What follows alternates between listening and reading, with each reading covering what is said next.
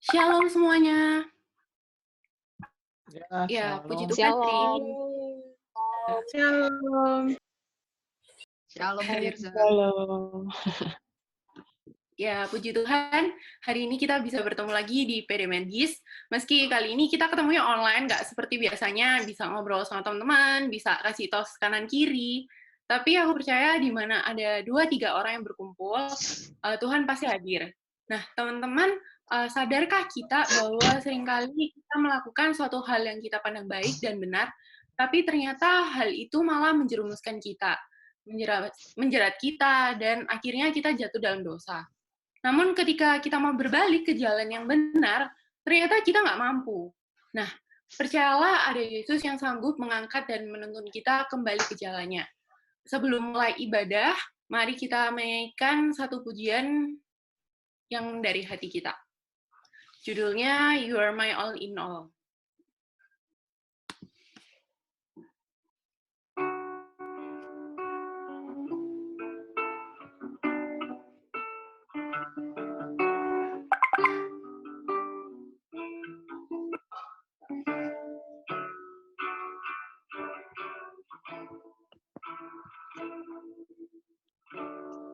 You are my strength when I am weak.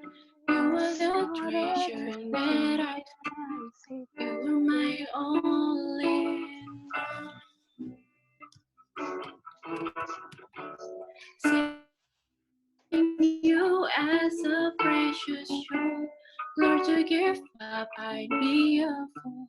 You are my all in all. Jesus,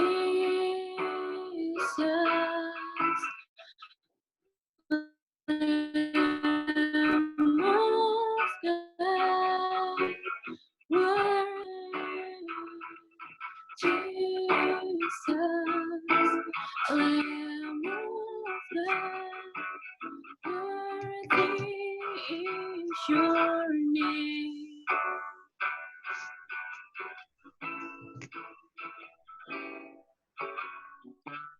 Taking my sin, my cross, my shame, rising again, I bless your name.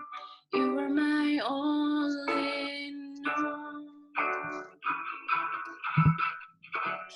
When I fall down, you pick me up.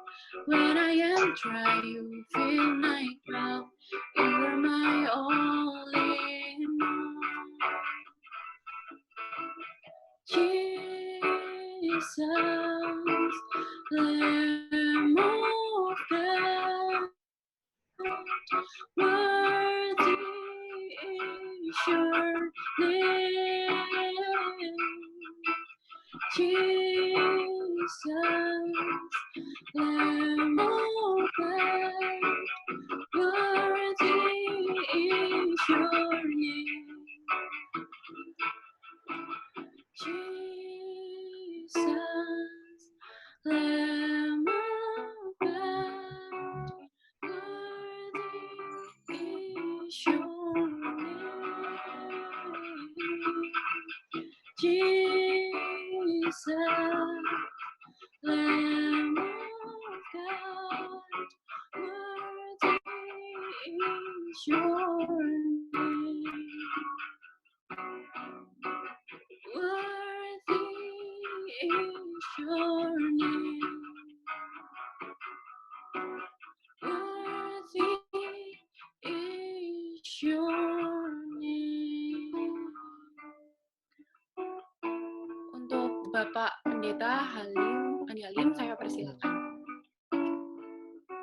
Ya.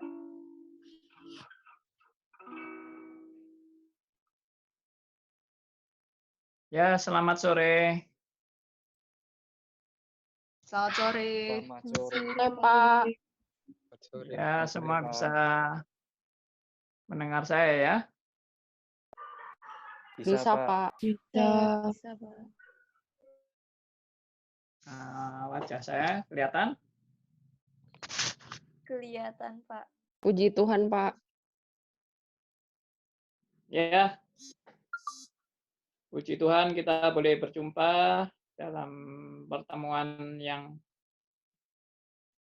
melalui media Zoom. Kita bersyukur pada Tuhan untuk anugerahnya bagi kita semua yang sudah memimpin kita. Dan mari kita berdoa, kita mohon pimpinan Tuhan di dalam pemberitaan firman-Nya. Bapa yang di surga, kami datang kepada Tuhan, karena Engkaulah pencipta kami, Engkau pemelihara kami, Engkau juga yang memberikan kepada kami perlengkapan-perlengkapan rohani, dan kami semuanya boleh mengalami anugerah Tuhan yang luar biasa. Di tengah-tengah musibah COVID-19 ini, kami tetap diteguhkan, kami tetap percaya bahwa Allah tidak pernah meninggalkan kami. Kami mau serahkan dari awal sampai akhir seluruh pertemuan ini. Tuhan perlengkapi kami sebagai prajurit-prajurit Kristus, untuk kami juga bisa mempergunakan senjata Allah yang Tuhan sudah sediakan bagi kami semua untuk menghadapi segala tantangan dalam kehidupan ini. Kami serahkan doa kami dalam nama Tuhan kami Yesus Kristus, Tuhan dan Juru Selamat kami yang hidup sampai selamanya. Amin. Saudara sekalian, semua dengar suara saya dengan jelas ya? Dengar, Pak. Benar, Pak. Oke. Mari kita membuka bagian daripada firman Tuhan, saudara-saudara sekalian. Kita membuka dari surat Roma ya. Kita membuka dari surat Roma.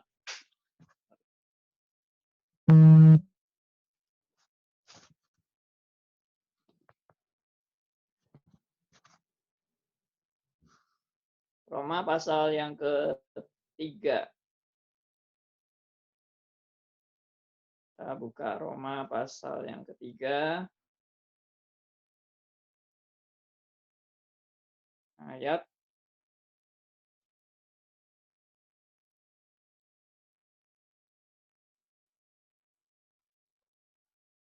Roma 3 ayat 23.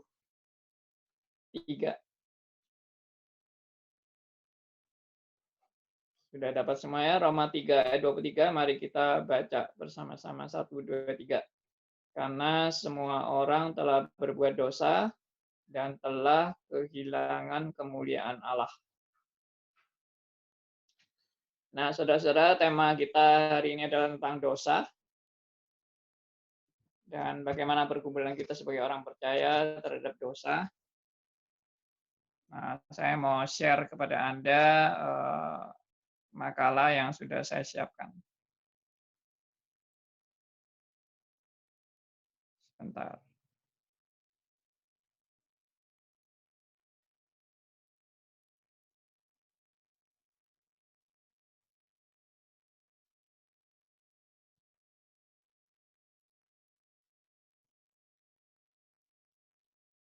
Oke, semua bisa lihat? Bisa. Halo. Bisa. Bisa lihat ya makalah yang saya sampaikan ini? Bisa, Pak. Ya. Jadi yang pertama kita bicara soal definisi ya. Dosa itu apa artinya dosa? Ya, dosa itu dalam bahasa Yunaninya hamarsia. Dan itu bisa mempunyai beberapa arti. Yang pertama artinya adalah melanggar perintah Allah. Nah, itu arti yang umum. Kita semua tahu dan bahkan mungkin orang yang di luar Kristen pun juga tahu bahwa dosa itu juga adalah melanggar perintah Allah atau melawan perintah Allah, ya. Lalu yang kedua, yang ini yang mendekati apa yang diberitakan oleh Alkitab, bahwa dosa itu bukan hanya melanggar perintah Allah, tapi dosa itu tidak bisa mencapai sasaran. Ya, artinya tidak bisa mencapai sasaran yang Tuhan berikan kepada kita atau targetkan kepada kita. Jadi kita tidak bisa memenuhi target Allah, istilahnya begitu. Nah, itu adalah dosa. Jadi misalnya kalau sekarang kita tahu dunia bisnis itu orang itu ditarget ya. Jadi misalnya Anda seorang apa itu detailman atau apa gitu ya, menjual obat dan sebagainya dari suatu perusahaan obat-obatan gitu, dan kemudian Anda ditarget, Anda 1 bulan harus bisa menjual obat-obatan ini dengan target ya misalnya ya 200 juta gitu ya kan. Nah, kemudian Anda menjualnya dan Anda bisa menjual dengan bagus sekali dan tapi Anda cuma mencapai 100 juta. Nah, 100 juta itu sudah bagus, sudah luar biasa dan laku dengan luar biasa juga, tapi Anda dianggap fail. Meskipun Anda sudah bisa mengumpulkan target sampai 100 juta, tapi Anda fail. Kenapa? Ya, karena Anda tidak memenuhi target yang ditetapkan, yaitu 200 juta. Meskipun Anda sudah dapat 100 juta. Atau ada yang dapat sampai 180 juta, sampai 190 juta, sampai 195 juta, bahkan 199 juta, tapi semuanya tetap dianggap fail. Kenapa? Karena tidak mencapai target. Nah, perusahaan itu sudah menetapkan bahwa minimal harus dapat 200 juta. Anda sudah dapat 199 juta itu sudah amat sangat bagus, tapi sayang tidak mencapai target. Nah, itulah dosa. Nah, dosa berarti Allah itu sudah menetapkan target atau sasaran. Dan target atau sasaran bagi manusia itu adalah mencapai kesempurnaan. Nah, sekarang pertanyaannya adalah bagi saudara dan saya, siapa yang bisa mencapai kesempurnaan? Siapa orang yang bisa mencapai target Allah yang harus sempurna itu? Tanpa cacat, tanpa kelemahan, tanpa noda dosa, tanpa perbuatan-perbuatan yang tidak benar, semua harus sempurna. Dan sempurnanya bukan hanya sesaat-sesaat, tapi sempurna itu seluruhnya sempurna. Nah, mana bisa ya, saudara dan saya kalau masih orang waras, orang yang sadar diri, pasti menyadari kita semua ini tidak sempurna. Kita semua tidak ada yang bisa memenuhi target kesempurnaan Allah. Kita semua tidak mungkin bisa suci, bersih, tanpa noda dosa sedikit. Nah, itu pasti tidak mungkin. Jadi, kita semua pasti berdosa. Sebaik-baiknya kita, sebagus-bagusnya kita, kita tetap adalah kain kotor di hadapan Allah. Karena Allah itu tuntutannya perfect, sempurna, tidak ada cacat, tidak ada kelemahan, tidak ada kekurangan. Ya, tidak ada sedikit pun dosa. Entah tersembunyi, entah terbuka, tidak ada. Siapa yang bisa? Jawabannya nggak ada. Karena itu Alkitab dengan jelas juga mengatakan semua orang sudah berdosa. Semua, tanpa terkecuali. Dan itu dosa dari mana? Dari keturunan. Keturunan dosa, keturunan dari mana? Dari Adam dan Hawa. Adam dan Hawa jatuh dalam dosa. Nah, lalu kita sampai pada pertanyaan mungkin, kenapa kok Adam dan Hawa yang jatuh dalam dosa, kok kita diikut-ikutkan? Ya, saya enggak ikut-ikut kok. Ada orang yang bilang, kenapa itu yang salah kan Adam dan Hawa? Saya enggak ikut-ikut salah. Kenapa saya dikenakan akibatnya? Ini Allah enggak adil ini, Allah enggak benar. Nah, itu tidak bisa begitu juga.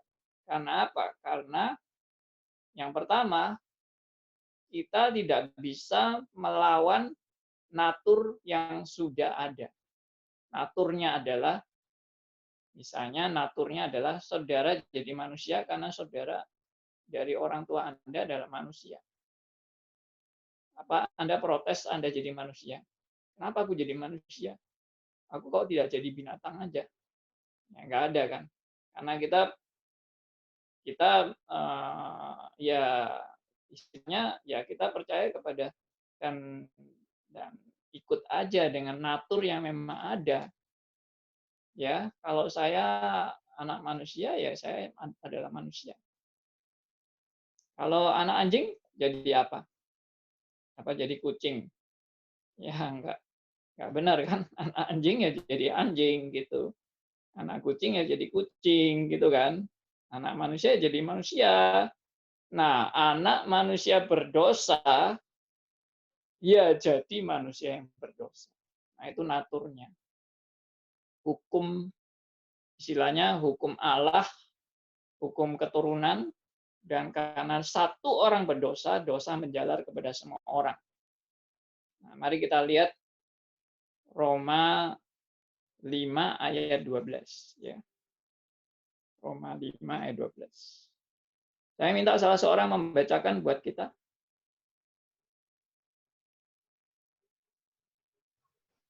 Roma 5 ayat 12. Sebab itu sama seperti dosa telah masuk ke dalam dunia oleh satu orang, dan oleh dosa itu juga maut. Demikianlah maut itu telah menjalar kepada semua orang, karena semua orang telah berbuat dosa. Yes. Sebelum saya lanjutkan, apakah suara saya jelas? Bisa didengar secara utuh? Jelas, Halo? Pak. Yes. Utuh, Pak. Nggak putus-putus ya. Kalau ada putus-putus, tolong kasih tahu. Oke, Roma 5 ayat 12 dikatakan, sebab itu sama seperti dosa telah masuk masuk ke dalam dunia oleh satu orang, dan oleh dosa itu juga maut, demikianlah maut telah menjalar kepada semua orang, karena semua orang telah berbuat dosa. Nah, perhatikan, dosa telah masuk ke dalam dunia oleh satu orang, yaitu Hawa tentunya, yang duluan, yang diikuti oleh Adam. Dan oleh dosa itu juga maut. Nah, maut, akibat dosa itu adalah maut. Upah dosa adalah maut. Demikianlah juga maut itu telah menjalar kepada semua orang. Karena semua orang juga telah berdosa. Artinya ya dosa itu dari satu orang menjalar kepada semua orang, termasuk akibat dosa yaitu maut juga menjalar kepada semua orang. Nah, ini hukum, istilahnya hukum naturalnya, hukum alaminya seperti itu. Seperti tadi saya bilang, anak anjing ya jadi anjing dong, masa jadi gajah? Ya, anak manusia jadi manusia, anak manusia berdosa juga jadi manusia berdosa. Nah, itu sudah hukumnya, tidak bisa protes. Tapi kalau Anda bilang saya tidak ikut-ikut, Anda kelihatannya Anda suci ya, Anda lebih suci dari Adam dan Hawa. Apa benar? Apa benar Anda itu nggak ikut-ikut? Anda itu ternyata sudah juga melakukan banyak dosa. Bahkan mungkin dosa Anda dan saya lebih banyak dari Adam dan Hawa. Nah, itu kenyataannya. Kita nggak usah pura-pura jadi orang saleh yang begitu sucinya, bersihnya, ya itu hanya ya permukaannya aja mungkin, tapi dalamnya ya sama busuknya. Bahkan dengan kesadaran dosa ini, tadi saya bilang, di hadapan Allah kita semua ini kotor. Dan itu juga disadari oleh Nabi Yesaya. Ya, saudara kalau perhatikan ada satu ayat yang sangat terkenal dari Nabi Yesaya yang mengakui keberdosaannya di hadapan Allah. Dia dan umatnya sama-sama berdosa. Dia tidak mengatakan, umat Allah ini berdosa, najis sekali umat Allah, tapi saya sangat suci. Oh, Yesaya tidak mengatakan begitu. Yesaya mengatakan, dosa kami, perbuatan kesalehan kami ya, Kami itu termasuk Yesaya, termasuk umat Israel. Mari kita lihat ayatnya di Yesaya 64 ayat yang ke-6. Ya, tolong ada teman bacakan Yesaya 64 ayat yang ke-6.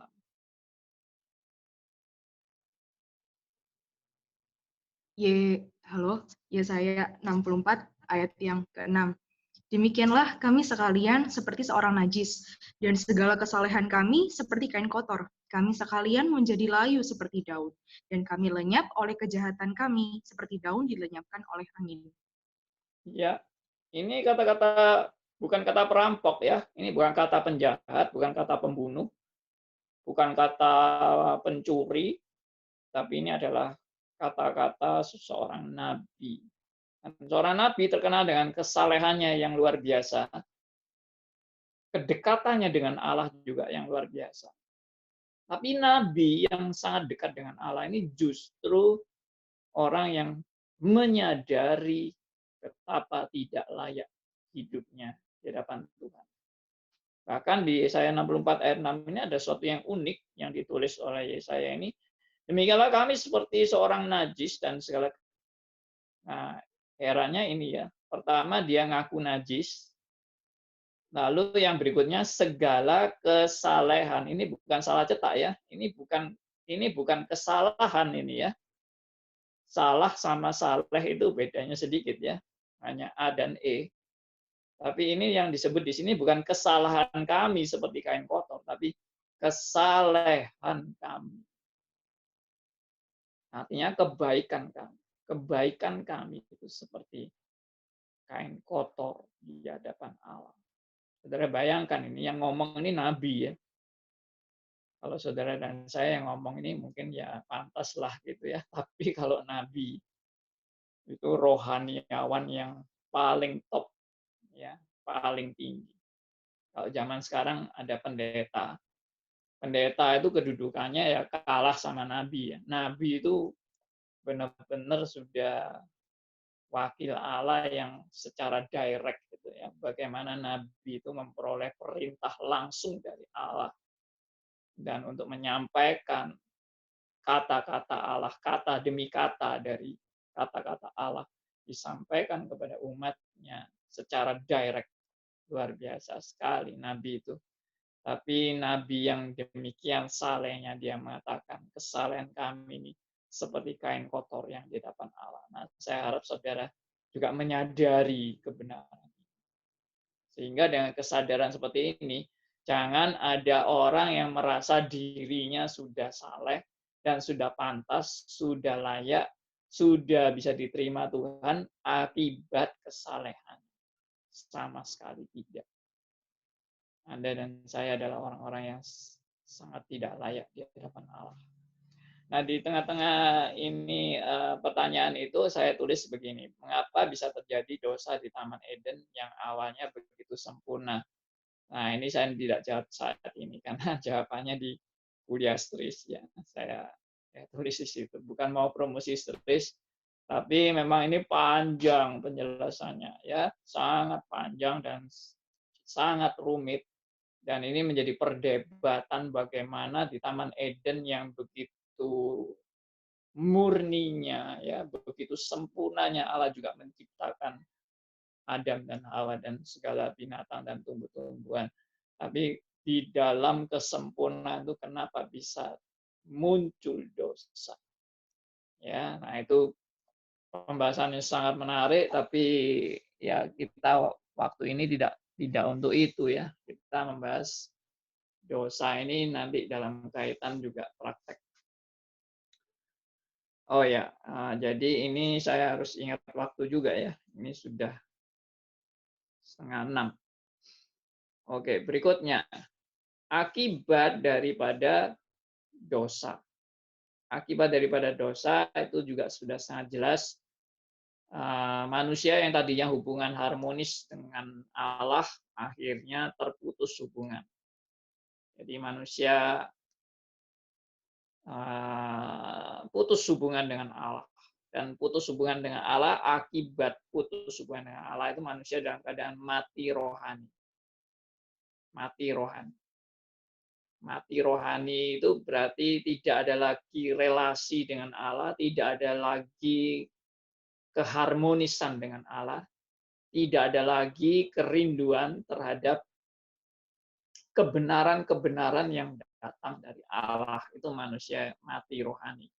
Jadi kalau kita lihat orang-orang di dunia yang sehari-hari juga menjalankan kehidupannya, dia dalam keadaan mati rohani, dia tidak peduli sama sekali dengan keberadaan Allah. Dia tidak peduli sama sekali dengan masalah-masalah kerohanian. Seperti Anda sekarang mengadakan persekutuan, juga banyak orang yang tidak peduli dengan persekutuan. Buat apa itu? Kecuali persekutuan Anda mendatangkan kekayaan, nah itu banyak orang peduli. Ya. Persekutuan Anda mendatangkan janji-janji kesuksesan dan lepas dari virus corona, ya pasti nanti banjir orang datang, ya pasti kaya, pasti makmur, bebas dari segala penyakit, tidak mungkin mati dan sebagainya lah, itu pasti orang banyak datang. Tapi kalau kerohanian yang menurut Alkitab, kita harus menyangkal diri, pikul salib, nggak ada orang mau. Itu apa itu, buat apa itu datang ke situ, itu nggak ada gunanya sama sekali. Ya nggak tertarik apa-apa. Tapi kalau itu memenuhi kedagingannya, wah menyenangkan sekali ya. Waduh, bagaimana saya bisa datang ke sana langsung toko saya laris ya. Bagaimana saya bisa datang ke sana langsung saya kaya raya, saya dapat mobil terbaru ya, yang harganya sampai 2M dan sebagainya. Wah, itu yang dicari manusia. Tapi kalau hal rohani, siapa yang mau? Ya, itu orang yang mati rohani itu sama sekali nggak tertarik apa-apa. Nah itu putus hubungan dengan Allah, mati rohani, dan semua relasi menjadi tidak harmonis dan ordo menjadi rusak. Ya, manusia dan manusia hubungannya menjadi hubungan yang ya kalau saya berhubungan dengan Anda ya apa Anda menguntungkan saya. Nah, itu hubungan manusia. Kalau menguntungkan ya oke lah, mari kita berhubungan. Tapi kalau merugikan atau saya nggak dapat untung apa-apa dari kamu, buat apa kita berhubungan? Nah, relasi manusia menjadi relasi yang rusak dan ordo juga rusak. Seharusnya manusia taat kepada Allah, manusia nggak taat kepada Allah. Manusia lebih taat kepada kekayaan, bagaimana untuk mendapat kekayaan, bagaimana mendapat kesuksesan, kemakmuran, hidup nyaman, dan sebagainya. Itulah manusia mau diperbudak justru oleh uang, harta, kekayaan, ya, kenyamanan hidup, dan sebagainya. Nah, itu manusia sudah rusak, tidak lagi mempedulikan Tuhan, tapi hanya mempedulikan hal-hal yang bernilai sementara. Nah, inilah keadaan manusia yang sudah rusak, saudara-saudara ya. Nah, pertanyaan berikutnya adalah mengapa sulit lepas dari dosa?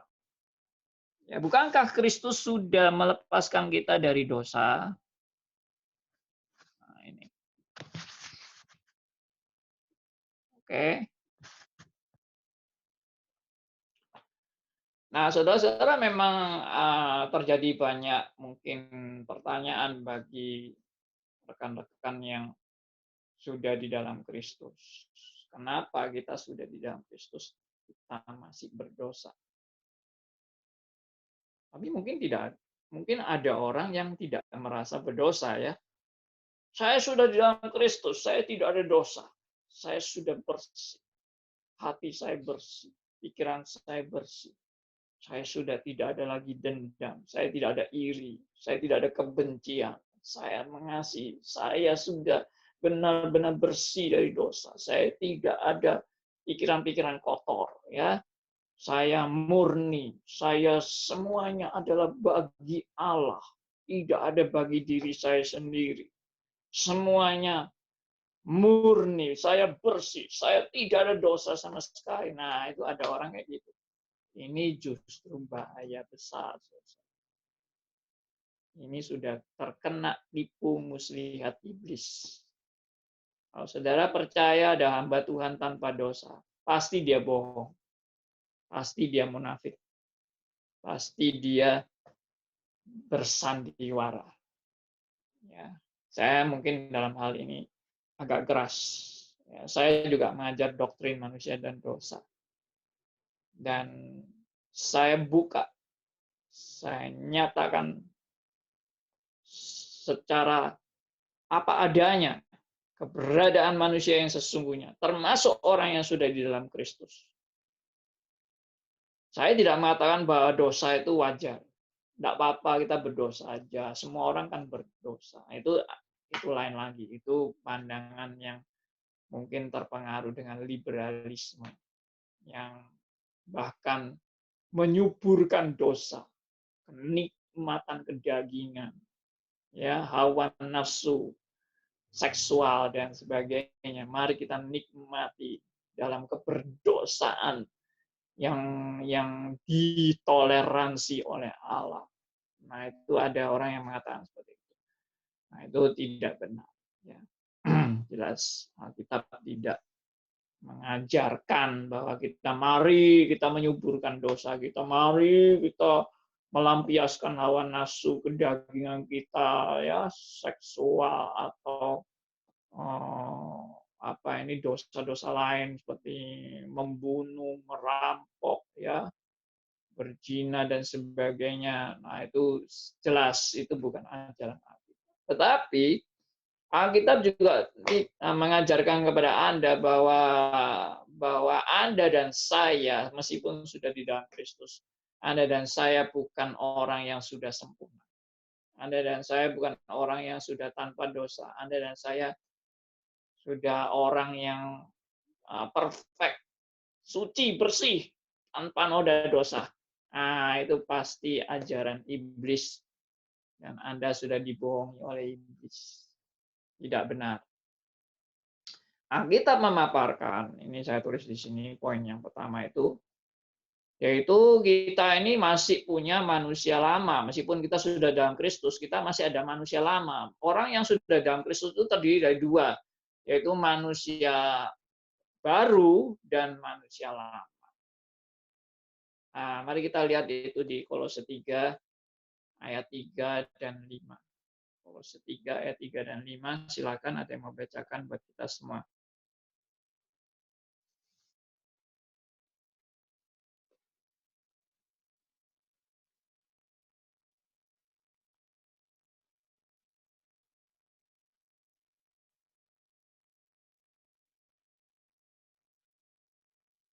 Kolose 3 ayat 3 dan 5. Ya. Sebab kamu telah mati dan hidupmu tersembunyi bersama dengan Kristus di dalam Allah. Ayat 5, karena itu matikanlah dalam dirimu segala sesuatu yang duniawi, yaitu percabulan, kenajisan, hawa nafsu, nafsu jahat, dan juga keserakahan, yang sama dengan penyembahan berhala. Ya. Nah, saudara perhatikan bahwa ini di sini ada dua ayat tentang mati. Ya, yang ayat 3 adalah sebab kamu telah mati dan hidupmu tersembunyi bersama dengan Kristus di dalam Allah. Itu mati itu maksudnya ya kita ini mati itu istilahnya kita ini hidup lama kita ini udah mati. Ya, kita udah nggak hidup. Kita bukan hidup lagi di bawah kuasa dosa. Kita sudah mati terhadap dosa. Itu maksudnya mati terhadap dosa. Dan hidupmu tersembunyi bersama dengan Kristus di dalam Allah. Hidup ini adalah hidup baru yang tersembunyi bersama dengan Kristus, bersama dengan Kristus di dalam Allah. Ya, hidup baru. Ya, manusia baru. Tapi ada manusia lama bersama dengan manusia baru. Buktinya apa? Buktinya ayat 5. Kalau sudah mati, kenapa ayat 5 bilang? Karena itu matikanlah dalam dirimu segala sesuatu yang duniawi. Artinya matikanlah dalam dirimu ini adalah perbuatan yang terus-menerus berulang di dalam kehidupan orang percaya untuk mematikan dalam diri kita. Mati yang dimatikan ini apa? Segala sesuatu yang duniawi, yaitu percabulan, kenajisan. Ini namanya manusia lama yang masih ada kedagingan. Nah, inilah yang harus dimatikan terus-menerus, dan ini bukti bahwa saudara dan saya meskipun sudah di dalam Kristus, masih ada manusia lama yang harus dimatikan tiap saat, dan itu tidak pernah selesai seumur hidup sampai mati. Saudara jangan dipikir bahwa saudara ini sudah nggak ada manusia lama sama sekali, atau saudara sudah lulus dalam mematikan manusia lama, sehingga saudara sekarang tidak ada manusia lama sama sekali, saudaranya ada manusia baru, itu juga dibohongin oleh setan. Alkitab dengan jelas dan tegas mengatakan bahwa kita masih berdosa. Nanti saya tunjukkan ayatnya.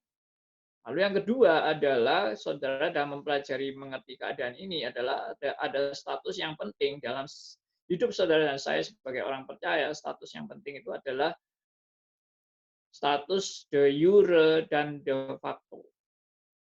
Ya, saudara ini dalam dua hal, dua status, yaitu status de jure dan de facto sebagai orang yang percaya. De jure-nya adalah secara hukum, saudara dan saya adalah orang yang sudah ditebus oleh Kristus, sudah dilunaskan hutang dosa kita. Jadi kita ini istilahnya sudah dibebaskan dari dosa. Nah, ini banyak orang salah ngerti, dibebaskan dari dosa, dipikir saya sudah nggak ada dosa sama sekali. Salah. Dibebaskan dari dosa itu maksudnya dibebaskan dari hukuman akibat dosa. Itu maksudnya. Dibebaskan dari dosa itu bukan berarti saudara tidak ada dosanya lagi sama sekali. Ada dosa, secara de facto itu ada dosa. Tapi secara de jure, secara hukumnya, saudara ini sudah bebas. Bebas artinya apa? Bebas dari hukuman akibat dosa. Nah itu, jadi kalau saudara dalam pengadilan, saudara diadili, saudara akhirnya mendapat ketokan hakim. Dan ketokan hakim itu mengatakan, not guilty, alias tidak bersalah. Kenapa saudara dinyatakan tidak bersalah? Bukan karena saudara benar-benar tidak bersalah. Saudara dan saya banyak salahnya. Tapi kenapa divonis not guilty? Karena Kristus yang sudah mau mati buat saudara dan saya. Karena Kristus yang sudah menggantikan saudara dan saya. Dia yang dihukum. Kita yang seharusnya dihukum, Kristus yang dihukum untuk menggantikan saudara dan saya. Itu de jure-nya. Sedangkan de facto-nya, yaitu faktanya, saudara dan saya tetap manusia yang masih banyak kelemahan dan kekurangan dan keterbatasan. Nah, yang ketiga saya katakan di sini semua dalam proses yang belum tuntas. Jadi proses ini antara manusia lama, manusia baru ini dalam peperangan rohani ini selesai sampai kita mati. Memang itu yang dikehendaki Tuhan, dan itu namanya sanctification, itu proses pengudusan. Dan proses pengudusan itu perlu ditambahi kata progressive sanctification, proses pengudusan yang makin lama makin progresif. Nah, itu suatu hal yang suatu prinsip-prinsip yang penting untuk saudara dan saya mengenal keadaan yang sesungguhnya dari keberadaan saudara dan saya sebagai orang percaya dan bagaimana kaitannya dengan dosa yang masih bercokol dalam hidup Anda. Nah, lalu pertanyaannya, mengapa Allah tidak langsung menuntaskan? Ya, tapi ini mungkin terlalu panjang kalau saya jelaskan semua. Jadi saya mungkin mau loncat kepada yang terakhir aja, poin terakhir. Ya, poin terakhir yaitu apa yang kita lakukan Nah, bagaimana mengatasinya? Nah, ini yang penting. Bagaimana mengatasi ini yang paling bawah dari makalah saya. Dari lembar ini paling bawah. Jadi dalam kenyataan menyadari dosa-dosa kita, bagaimana kita harus mengatasinya? Yang pertama, justru kesadaran akan hal ini adalah titik awal untuk kita bertumbuh dengan benar dalam kesadaran akan anugerah Tuhan alias sola gratia. Artinya saudara menyadari bahwa saudara bobrok di hadapan Allah itu yang justru penting. Saudara jangan merasa saudara ini cukup bagus di hadapan Allah. Saudara merasa cukup layak, saudara merasa cukup pantas, saudara merasa cukup berjasa kepada Tuhan. Saudara sudah banyak melakukan korban-korban, dan Tuhan sepatutnya lah menerima Anda dengan korban-korban Anda. Itu benar-benar sikap yang bodoh. Orang rohani yang bodoh. Merasa diri layak di hadapan Allah. Justru salah. Alkitab selalu memberitakan kepada Anda dan saya, saudara dan saya ini orang yang tidak layak sama sekali. Orang yang tidak benar. Orang yang nggak pantas di hadapan Tuhan. Sama sekali nggak pantas. Semua nabi yang dipanggil Tuhan selalu merasa dirinya tidak pantas di hadapan Allah. Tidak ada nabi yang merasa, oh aku sangat layak, aku sangat pantas, aku ini sudah sangat suci di hadapan Tuhan. Oh itu langsung dibuang sama Tuhan. Nabi model gitu.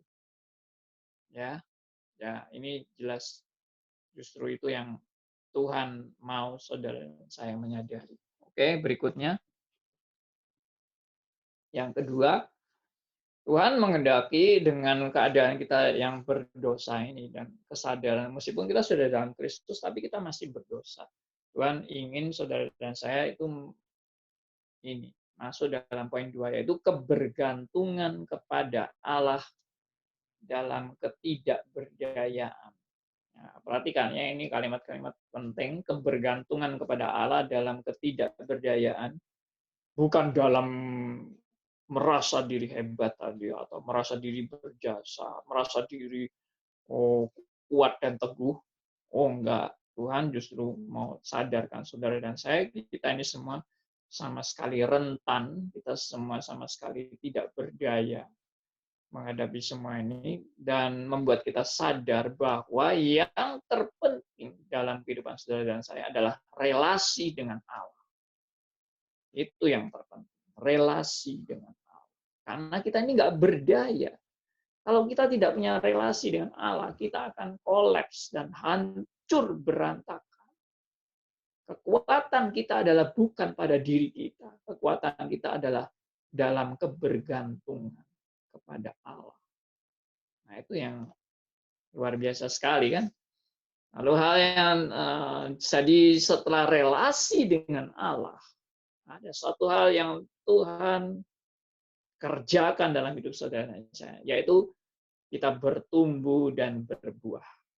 Bertumbuh dan berbuah bukan pekerjaan Anda, bukan hasil Anda. Bertumbuh dan berbuah itu adalah karya Roh Kudus yang menyertai saudara dan saya.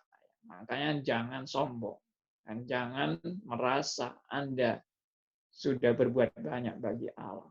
Itu bukan karena Anda, itu karena Roh Kudus yang menyertai dan karena relasi dengan Allah. Kita mempunyai sumber. Makanya dikatakan ranting tidak bisa berbuah dari dirinya sendiri. Yohanes 15 ayat 4 dan 5. Maka kalau kita di luar pokok anggur yang benar, kita menjadi ranting yang kering. Kita tidak ada hubungan dengan pokok anggur yang benar. Maka ranting kalau mau berbuah harus melekat pada pokok anggur yang benar. Oke, yang ketiga, proses pengudusan selalu bernilai paradoks. Ya, kita diselamatkan bukan karena perbuatan baik kita, tetapi melalui iman alias sola fide. Artinya paradoks itu adalah kelihatannya bertentangan, tapi itu suatu kebenaran yang utuh. Itu paradoks.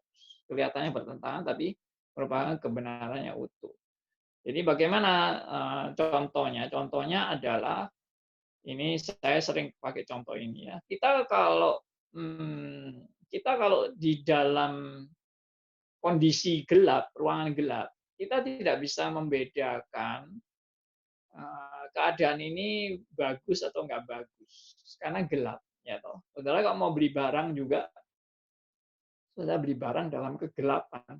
Ini barangnya bagus apa enggak, saudara nggak tahu kan, karena gelap. Bagaimana saudara bisa memilih barang ini bagus apa enggak? Tapi begitu diterangi, wah, kelihatan aslinya. Bagus atau jelek itu kelihatan asli. Nah, tapi ilustrasi ini saya mau menunjukkan yang justru beda. Bedanya apa? Bedanya adalah kita kalau jauh dari Allah, kita selalu merasa baik. Tapi begitu kita mendekat dengan Allah dan makin mendekat kepada Allah, kita justru makin menyadari kebobrokan kita di hadapan Dia. Kenapa? Karena Allah itu terang. Dan kita makin dekat kepada Allah, kita makin mendekati terangnya. Dan makin mendekati terangnya, makin kelihatan boroknya kita, busuknya kita. Noda-noda yang ada pada kita. Karena terang Allah itu menyinari kita sampai sedalam-dalamnya. Tapi kalau kita jauh dari Allah, merasa aman-aman. Dan merasa kita ini cukup baik di hadapan Tuhan. Tapi begitu kita makin mendekat, kita makin sadar kita nggak layak. Makin sadar kebobrokan kita. Makin sadar kepongahan kita. Ya, kesombongan kita, dan sebagainya. Oke, itu paradoks.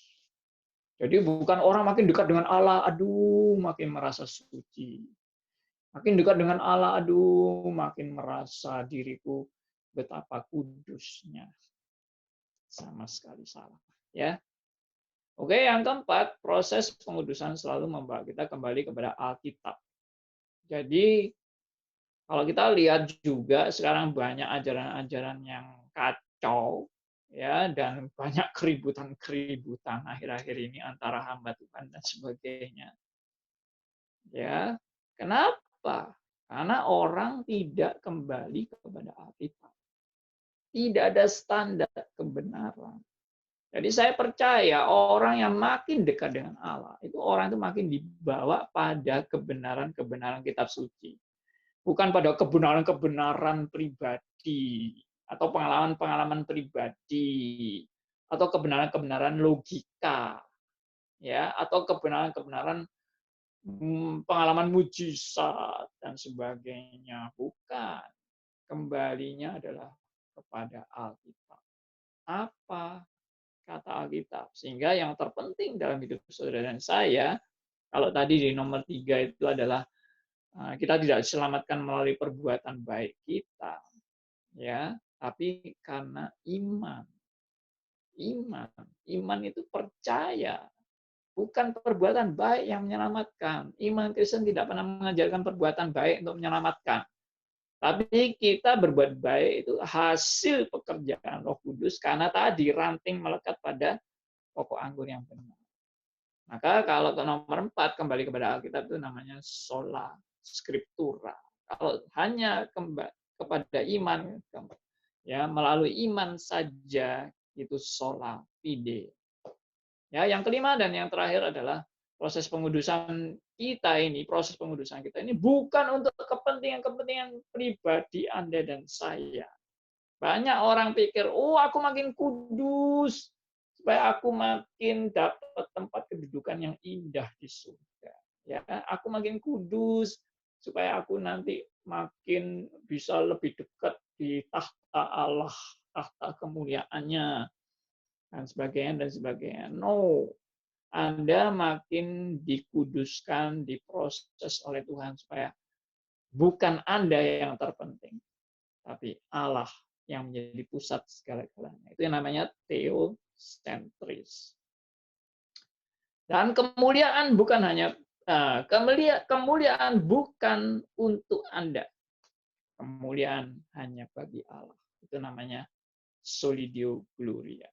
Kemuliaan hanya bagi Allah. Nah, ini biarlah menjadi kekuatan bagi Anda semua untuk Anda bisa belajar, ya, tentang keberadaan berdosa ini. Kalau ini berkaitan dengan profesi atau bidang Anda di dunia medis, ya kedokteran dan sebagainya. Ya, kita sadar di dunia kedokteran juga banyak dosa-dosa, penyimpangan, penyelewengan ya dari norma-norma kedokteran atau moral kedokteran, juga banyak penyimpangan-penyimpangan, dan itu saudara dan saya harus sadari sebagai juga mungkin di bidang medis dan sebagainya, ya obat-obatan dan sebagainya, banyak juga penyimpangan. Kita sebagai orang percaya dipanggil bagaimana menjadi garam dan terang di bidang kita masing-masing. Di tengah-tengah keberdosaan dan juga godaan Anda dan saya untuk juga terlibat dalam keberdosaan itu. Kita mesti, ini sebagai warning, sebagai panggilan Tuhan untuk kita waspada menghadapi tantangan yang seperti ini. Saudara jangan pikir, oh enggak mungkin, saya enggak mungkin berdosa. Saya enggak mungkin itu ikut-ikut yang enggak benar seperti itu. Ya kenyataannya, ya semua orang tuh waktu mahasiswa itu ideal. Tapi waktu sudah lulus jadi mahasiswa, sudah mulai bekerja, mulai butuh uang, mulai butuh fasilitas, ya butuh prestasi, penghargaan orang. Nah, itu godaan itu akan muncul. Dan kemurnian Anda dan saya sedang diuji oleh Tuhan. Nah, sekali lagi, hubungan pribadi dengan Tuhan sangat penting. Dan bagaimana saudara membina relasi dengan Allah, sehingga Anda boleh bertumbuh dan berbuah. Kiranya ini boleh jadi berkat bagi kita semua. Saya serahkan kepada pemimpin acara.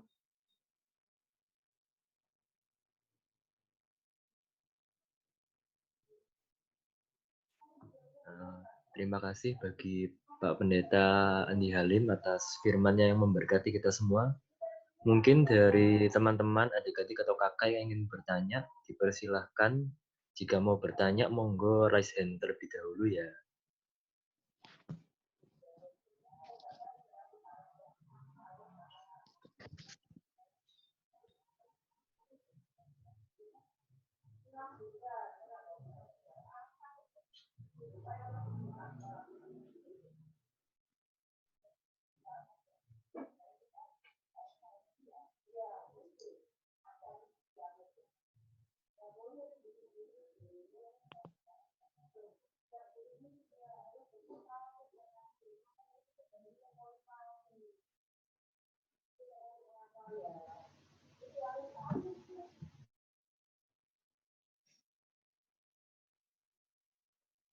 Ya, silakan.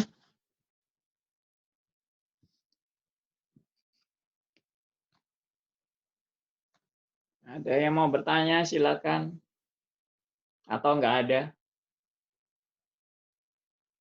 Kalau enggak ada, berarti selesai, kan? Pak, permisi Pak, saya izin bertanya. Ya, silakan. Ya, jadi saya ingin bertanya Pak. Pak, kita sebagai anak Tuhan, waktu kita ngalamin pengudusan, kita harus bertindak pasif berserah sama Tuhan atau aktif ngelakuin sesuatu. Ya, soalnya sebagai manusia yang masih punya natur dosa, seringkali ya kita masih ya selama masih di dunia, terkadang kita masih punya keterikatan tertentu sama suatu dosa yang selama ini kita berperang di dalamnya selama di dunia ini. Nah, kira-kira gimana cara kita meresponi pengudusan itu? Karena tadi Bapak bilang pengudusan itu sebenarnya bukan karya kita, tapi karya Roh Kudus, dan tujuannya pun juga bukan buat kita sendiri, tapi buat kemuliaan Tuhan. Nah, sebagai anak Tuhan, kira-kira bagaimana supaya kita bisa berproses dalam pengudusan itu dengan sebaik-baiknya? Makasih ya, Pak. Ya, terima kasih. Siapa tadi namanya? Iris, Pak. Siapa?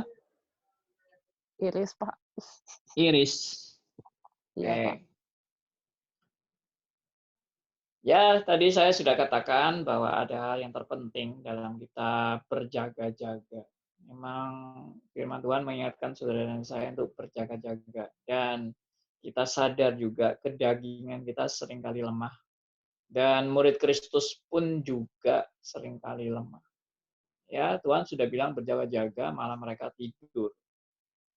Itu menunjukkan manusia yang sebenarnya, yaitu saudara dan saya, yang seringkali disuruh berjaga-jaga malah tambah tidur ya.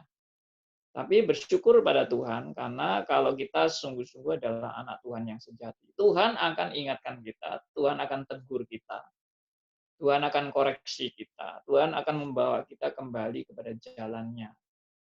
Di tengah-tengah kita yang seringkali mungkin meremehkan Tuhan dan mengabaikan Tuhan.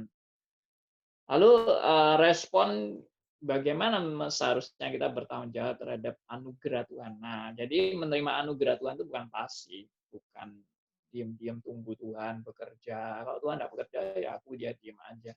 Enggak seperti itu. Karena Tuhan itu sudah mengajar saudara dan saya untuk bertanggung jawab dalam menerima anugerahnya. Jadi bertanggung jawabnya bagaimana? Bertanggung jawabnya ya pertama tadi kan, berelasi dengan Allah. Berarti saya harus memelihara relasi saya dengan Tuhan. Bagaimana relasi dengan Tuhan? Tentunya saya bagaimana bergaul dengan firman-Nya. Dan berelasi melalui doa. Ya, dan juga melalui persekutuan dengan saudara seiman seperti sekarang ini. Kita punya relasi. Kita bertumbuh bersama. Kita saling menguatkan, saling menasehati, saling mengingatkan. Nah, itu yang perlu kita lakukan di dalam kita menjalani hidup yang penuh dengan godaan dosa dan ajakan-ajakan untuk kita sepertinya melupakan panggilan kita sebagai anak Tuhan, lalu kita gampang-gampang berbuat dosa. Nah, itu saya percaya bahwa dengan relasi dengan Tuhan dan relasi dengan sesama saudara seiman, kemudian kembali kepada Alkitab, ya kita belajar firman dengan sungguh-sungguh, ya saudara menggunakan kesempatan-kesempatan belajar ini adalah suatu yang sangat indah luar biasa dan itu akan membuat saudara dan saya untuk terus dijaga, tanda petik, dijaga untuk tidak menyimpang terlalu jauh sampai tersesat, sampai terhilang. Nah, itu saya percaya sekali, makanya persekutuan di antara orang percaya itu sangat penting. Nah, itu masukan dari saya. Oke. Baik, Pak. Terima kasih. Sama-sama. Ada lagi?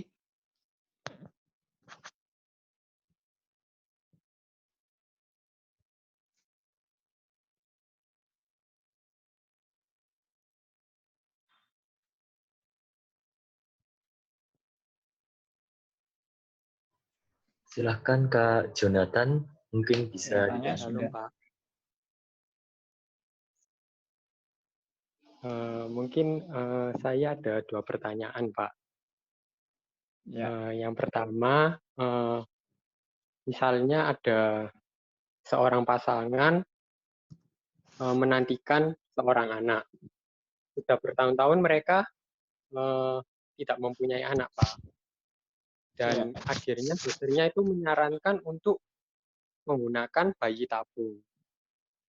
Nah, menurut pandangan Kristen sendiri, bagaimana Pak? Apakah bayi tabung ini bisa menjadi jawab boleh, diperbolehkan untuk orang Kristen lakukan Pak? Atau bagaimana Pak? Untuk yang pertama. Oke. Terus yang kedua, misalnya ada seorang ibu yang mau melahirkan seorang anak.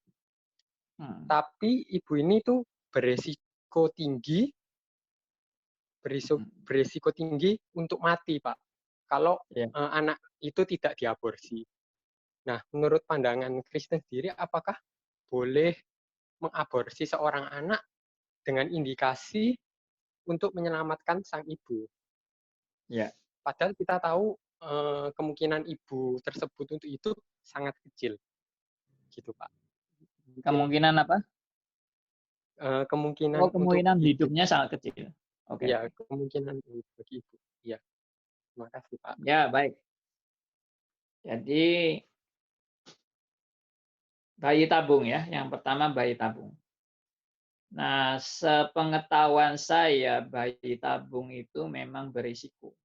Berisikonya karena menjadikan pembuahan itu bukan hanya satu, tapi bisa dari 5 sel telur atau 10 sel telur itu dibuahi, bisa jadi mungkin 5 atau 6 itu jadi pembuahannya, dan semuanya yang jadi itu nah ini ada, saya nggak tahu kebenarannya, teorinya katanya dipilih yang unggul, dan yang unggul itu misalnya ada 3 atau ada 4 dimasukkan semua ke dalam rahim ibu ini untuk ya itu diharapkan bisa jadi nempel di rahimnya dan akhirnya itu hasil pembuahan itu bertumbuh di rahim ibunya, dan itu risikonya adalah bisa mati semua ya.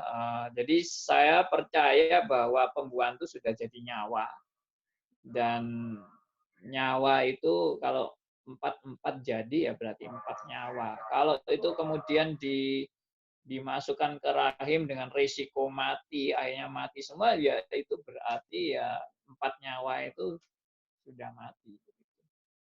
Dan itu yang memang yang tadi saya bilang berisiko, dan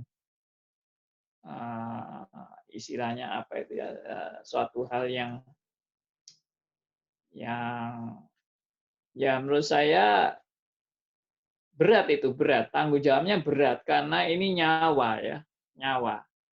Tapi ada orang yang ya sudah mau apa lagi, karena udah diusahakan, usaha apapun nggak bisa punya anak, dan ini alternatif terakhir, dan mau bayi tabung ya udah dilakukan. Dan ternyata juga saya lihat ada beberapa yang sama sekali nggak berhasil, tapi juga ada yang berhasil. Jadi kita nggak bisa ngomong ya dengan keadaan seperti ini.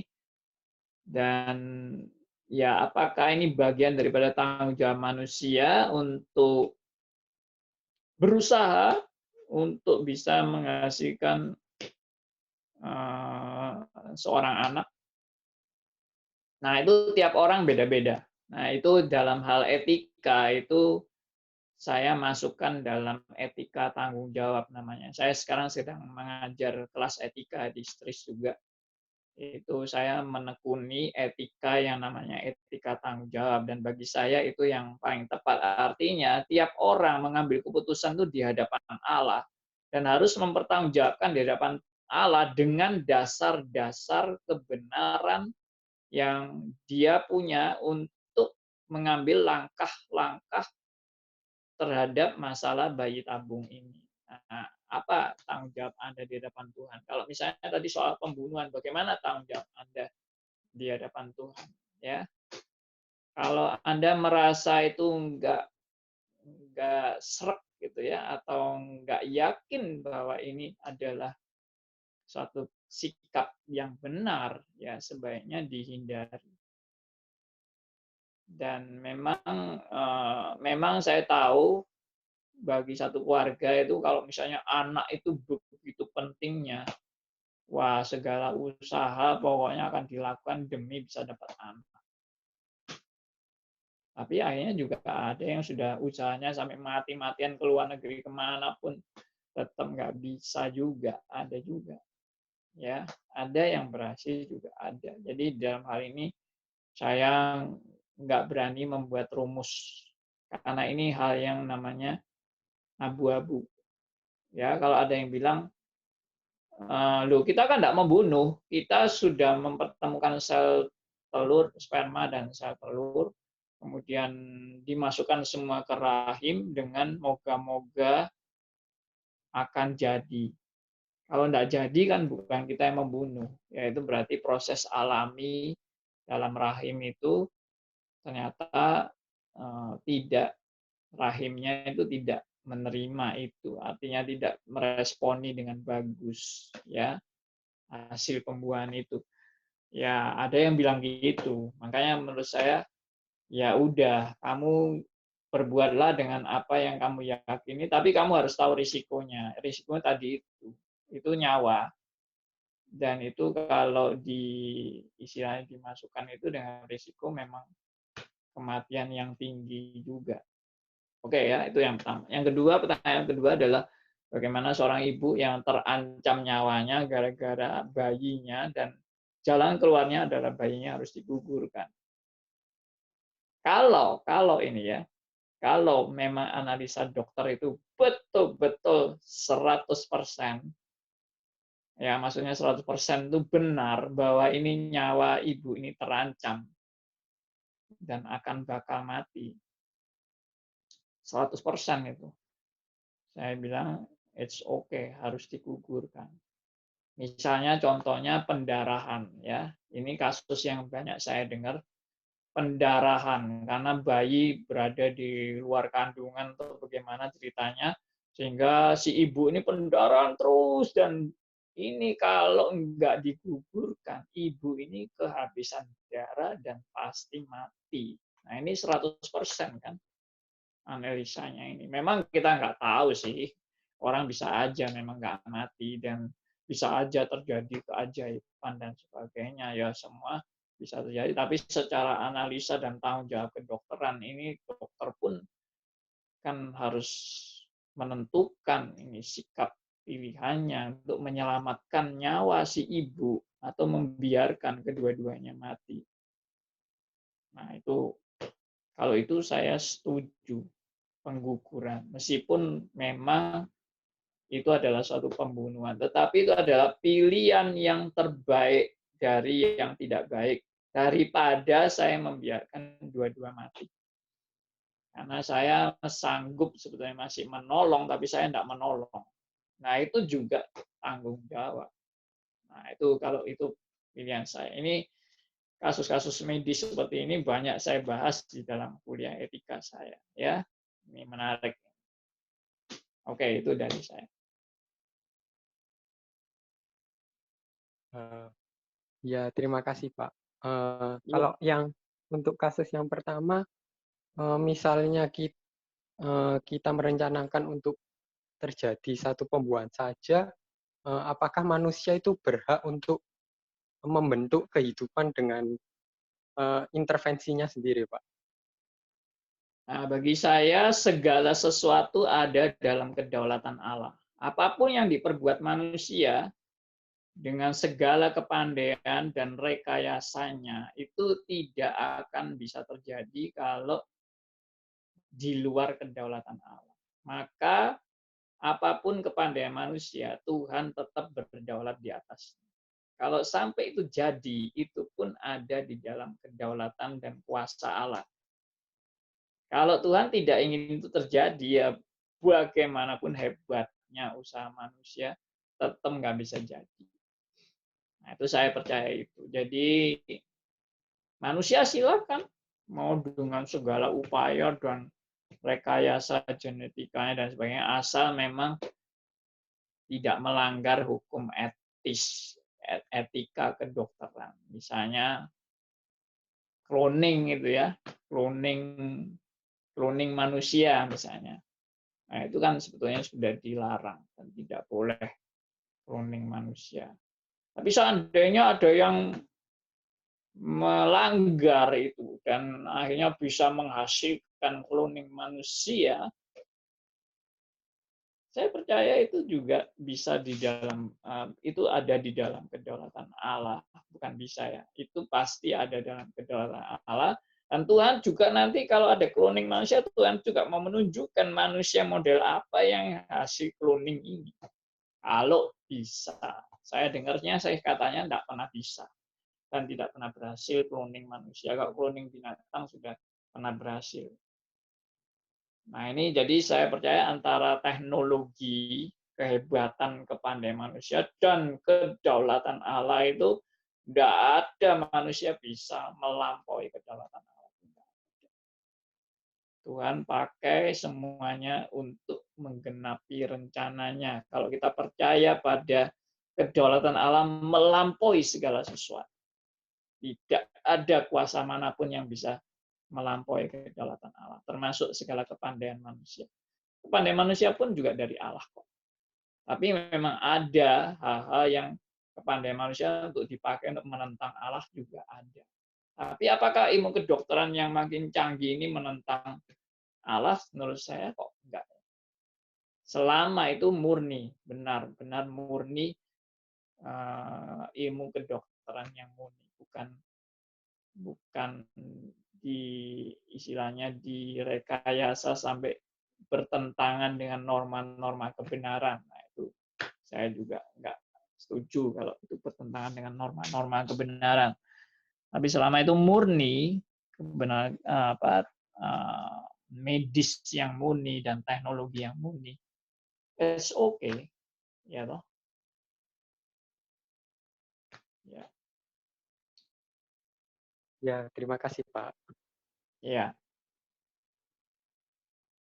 Sebelum nanti selesai, saya mau ada pesan untuk Anda. Ya, saya minta waktu sedikit memberikan. Mungkin ini ada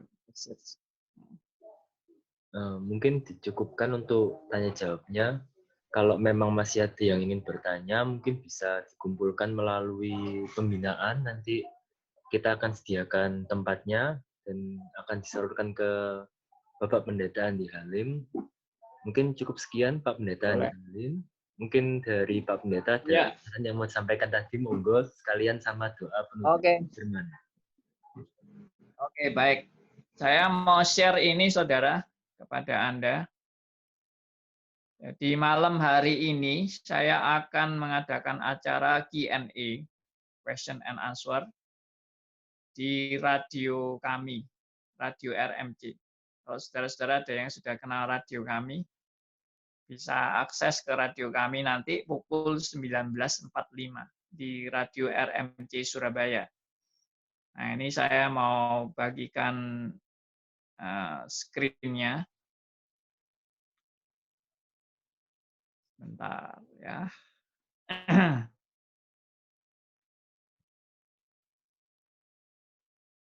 Nah, ini acaranya. Ya, Q&A. Nanti jam 19.45. Jadi hari ini.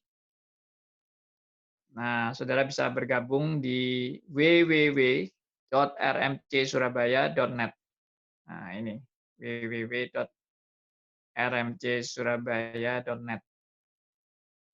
Nah, di web ini saudara bisa pilih ada 2 server. Saudara kalau ada gangguan di server yang pertama, saudara bisa ikut server yang kedua karena itu sama. Tapi server kedua mungkin lebih aman.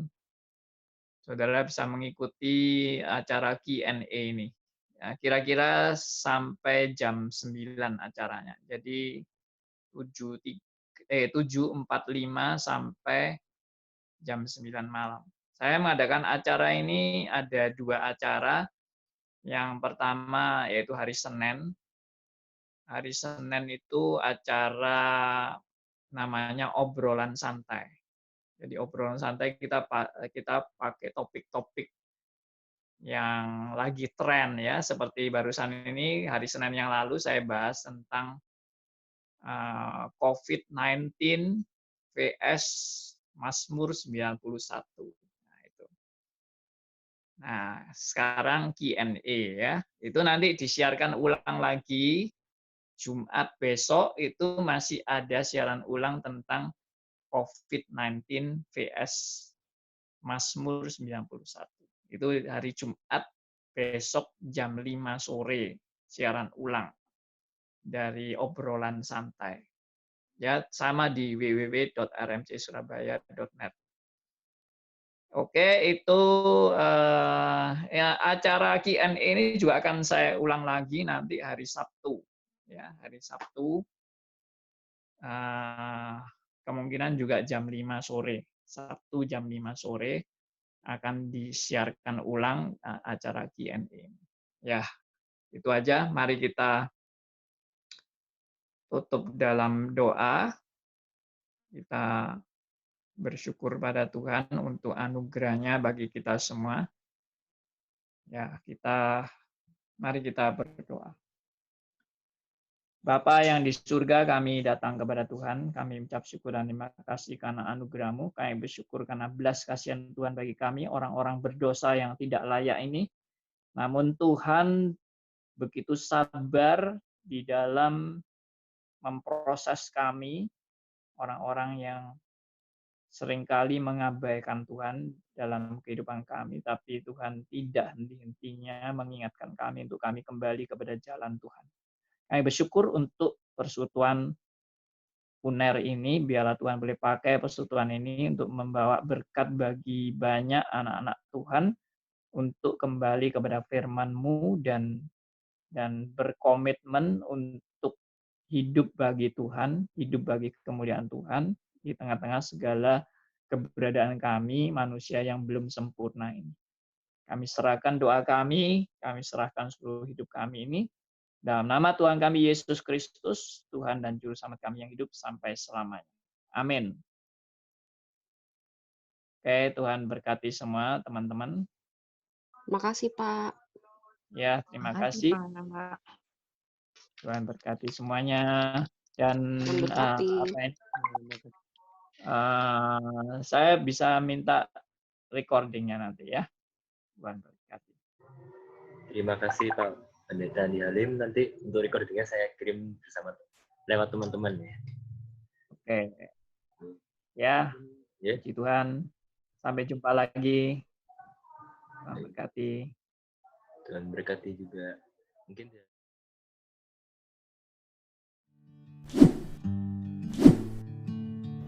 Shalom semua, perkenalkan aku Tirsa dari pendaftaran EE 2020 dan aku lulusan EE Klinik 2019.